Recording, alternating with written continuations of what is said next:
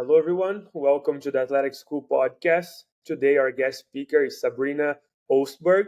She's the 2022 Tennessee weightlifting champion, and currently, she's a D1 athlete at Belmont University. Sabrina, thanks for joining me. Thank you so much for having me on the pod. Yes, of course. I saw that you were at the Olympics, and so tell me, what were you doing there? How was that experience? Yes, I just came back from the Olympics last week. That was Nice. an incredible experience. I was there with Team USA working at the High Performance Center. This is where the athletes come from the Olympic Village to the center to go train pre-Olympic. So this is where they're keeping up, they're getting their food. I know some people were hearing about the whole dining situation that was happening at the Olympic Village. We did not have that issue there at the HPC because they had their own private chef. So after practice, they would come over to the dining area, they would eat, and I would do all the behind the scenes stuff. I was also there with an international sport business program. So I did a little bit of workshops and going around and meeting other Olympians through that program. That's awesome. I cannot even imagine how cool it is to just to be involved. It was definitely a surreal experience. There's a lot of cool things that happened while I was there. Two of my favorite moments was when I got a whole bag full of gear from an Olympic athlete. And then the other one was just watching them, like meeting them in person. They're the most humble people ever. And then Yeah, seeing them on TV like 5 minutes later, you're like, wait a minute, I just saw that guy yesterday and now he's on TV winning a medal. yeah.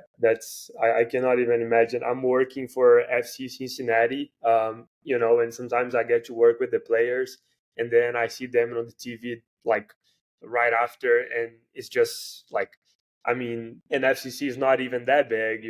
But when we're talking about Olympics, I cannot even imagine. Um, Right. that's very cool.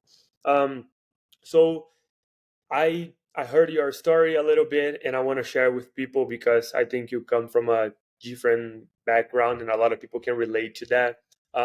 Tell me, today you are a D1 athlete, which I think for every student athlete that's the goal, right?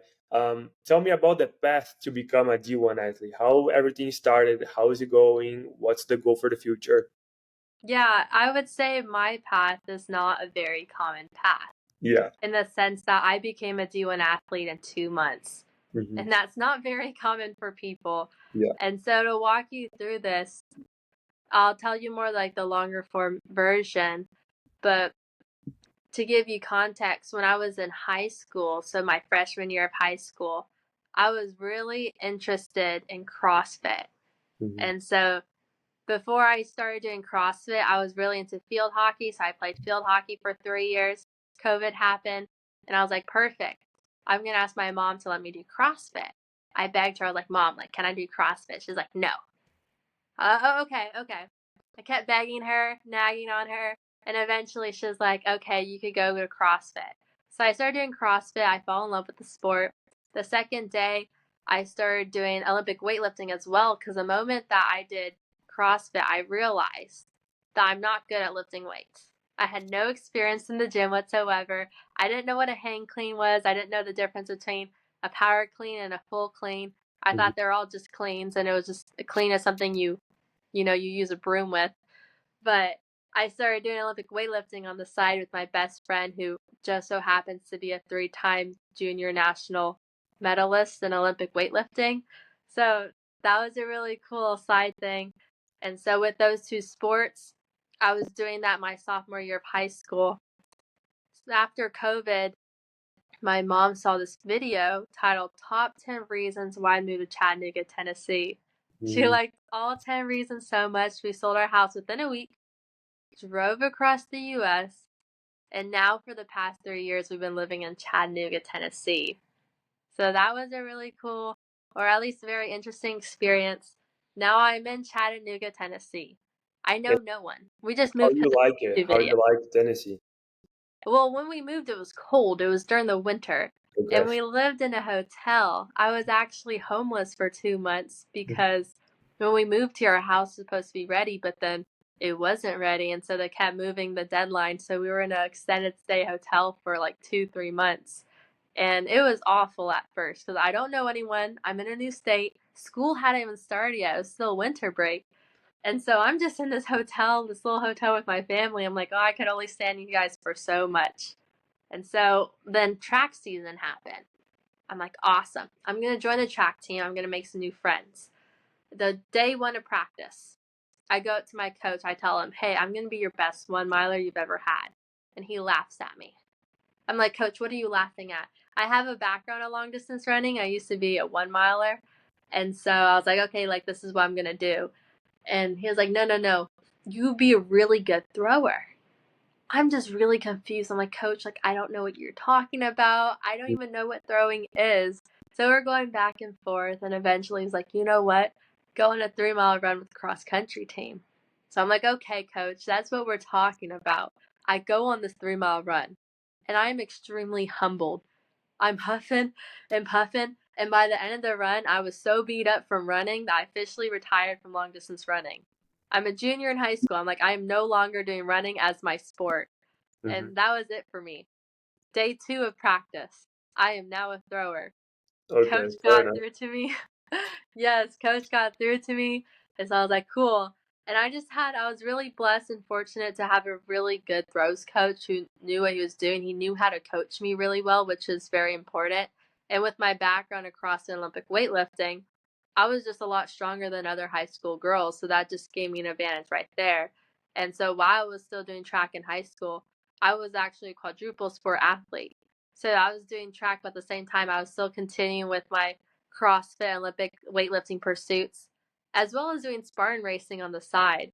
And there's not a lot of high school girls that do all these different sports, wake up at 4 or 5 a.m. to go work out for 2 hours before school, and then have practice after school. And so when it came time for my first ever states, I placed top 10 or top 6 in the state of Tennessee. And because of how well I performed at state and because of my social media, I was spotted out by Division 1 school, Austin P State University, and they're like, "Hey, come here." And my social media was actually what helped me get recruited because I was not on any NCAA website. I was Hmm. not registered. I wasn't planning on going D1. They just found me based on how well I did at state and seeing my social media that proved, first of all, I was a real person, and second of all, I was athletic and I would be able to contribute to the team. Hmm. So two things that you mentioned. One, your social media, and the I guess the motivation that you had to wake up and do all of that. Um, but if you could name maybe one more thing or the main thing that made you become a D1 athlete, what would it be? God, God? God, I was very blessed through like my faith and stuff that I don't think I would be where I am now without Hmm. some kind of divine intervention. I don't think it's something that just happened on its own. Hmm. Yeah, that makes sense, and I think it's hard to explain God sometimes, right? I mean, it is what it is. Um, Right. There's just things that have happened in my life that have aligned so perfectly. I can't describe it to anything else. mhm, yeah.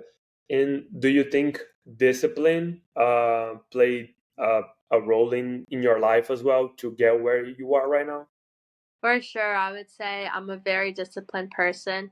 Once you start doing something daily, it becomes a habit. And for me, I worked on creating strong habits so that discipline was just a bunch of daily tasks I did every day. And Hmm. people would just call that discipline. Hmm. Yeah, there's a quote that says that discipline is the bridge that connects dreams with achievements, and I mean, I think it's very, very true. Um, and you mentioned that, I mean, moving to Tennessee wasn't very, like, I don't know, appealing at the beginning. And I saw that you also had an injury back then. Um, and I think the main thing for me here, it's like how we deal with struggles that we have in our life, and sometimes it is with dealing with our coaches, or sometimes it's outside the sports, like moving to another state. I'm international student, a lot of people listening to us are international students as well. So how did you approach all the struggles and obstacles that you had throughout this journey of yours? That's a great question. I would say I approached them not all the same. It really depended on what exactly it was. When it came to injuries, I approached them with the what can I do right away to fix it? And if not, then sometimes it'd be like it would linger until it became really bad and it's like, okay, like now I absolutely have to do something because then it gets to that point where you can't just ignore something anymore. Mhm. And so that was kind of my approach with injuries, which wasn't always the best because sometimes I would try and fix in the beginning, but it just wasn't fixable or it would go away. So I'm like, okay, like that's fine. But then it comes up and you're like, okay, then I get the help. Then I go find the resources that would help me just because I have been placed in situations where I couldn't get help for my injuries or where I was placed like there wasn't the right resources around me. So trying to self medicate did not always help. Mhm. Yeah. And what about the move to Tennessee? When you got there, there was no friends or anything. How did you deal with that? Uh, I think I dealt with it the best I can.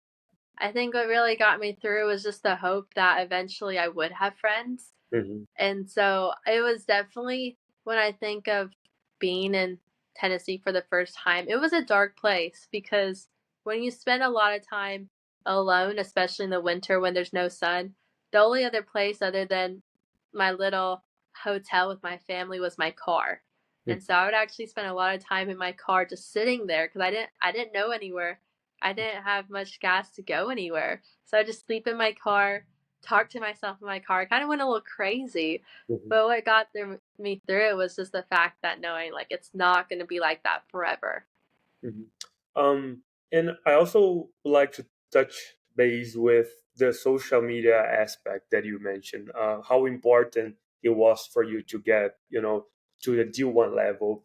And I think when it comes to social media, it's very tricky, right? Because people sometimes they don't want to post what they're going through. Sometimes they post too much. Sometimes they're faking it, and sometimes when you don't use social media in a good way, sometimes you're just watching other people and then that kind of brings you down. What are your thoughts on social media? I know you have probably uh, I mean, you have a good example of how social media can work for you. um, but what are your thoughts on, not only using social media to benefit you, but just using social media as a whole, as everyone does nowadays? Right. I honestly love social media. Okay. I'm the kind of person where you ask me like, is social media good or bad? I would say good, but it also depends. Social media is one of those things where it really does depend on the user. If all you consume is negative content, you're going to receive a negative outcome. But if you subscribe and follow to people that post more positive stuff and you're intentional about what you consume, then you can have a positive outcome. And that's more on the consumer aspect of like being a user. On the Mhm. side of a content creator, I've been creating content for about 4+ years now.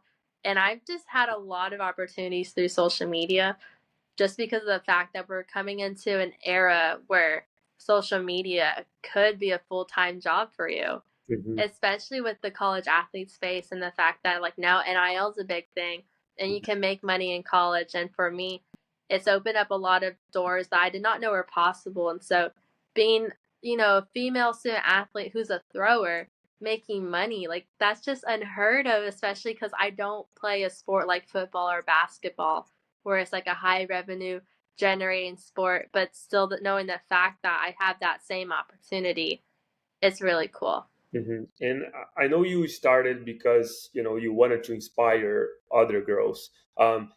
Was there anyone that kind of inspired you before you started? I would just say my friend Sophia, she's the one that I started weightlifting with. Hmm. Just seeing so in my age, being able to do so many different cool things and having all these accomplishments and knowing that someone as close as her to me was able to do all that just gave me a lot of motivation. I would really say as my peers, when I did CrossFit, I was actually inspired to start posting content by my training partner Ellie, and she had a whole bunch of followers on social media. We had a whole challenge where when we first started posting on Instagram, we both had a fitness account and we're like, okay, who can grow to this amount of followers first? Who can get X amount of views. And so just having people like that who were around my age and just helped me see what's possible. I wouldn't say I had direct like big role models in that sense rather than the people around me. Hmm. Awesome. I love that. Very cool. Um, if you could share one thing with the world, what would it be? Let's say you're gonna have a billboard for you that the entire world's gonna see. What does it say in that billboard? Strength is within. Okay, And and what does that mean? and the reason for that, I'm really fond of the word strength. I think if I were to come to the end of my life and I were to approach a wall and this wall were to say one word, it would just say strength. Hmm. And the reason why is just because of two reasons. Strength is not just physical, it's also mental. And I like the fact that you could use this word in different contexts and it could apply to so many different situations. And so, first, the physical side, like strength. Because I do a lot of strength based sports, people automatically associate me with that word. CrossFit, Olympic weightlifting, throwing, these are strong sports. And so people automatically think I'm strong because of that. And so you have that physical side. I'm really into fitness. So, I love that part of it. But there's also the huge mental side of it, where some things that you go through, the challenges you go through, does require strength to go through certain challenges. Like you need that inner strength that not everyone has. And it's especially just inspiring people that you can keep going through and just having that inner strength within to keep going, that strength to be resilient, strength to be determined, motivated, disciplined. It's kind of the force that powers all these other strength words, such as driven, motivated, hungry.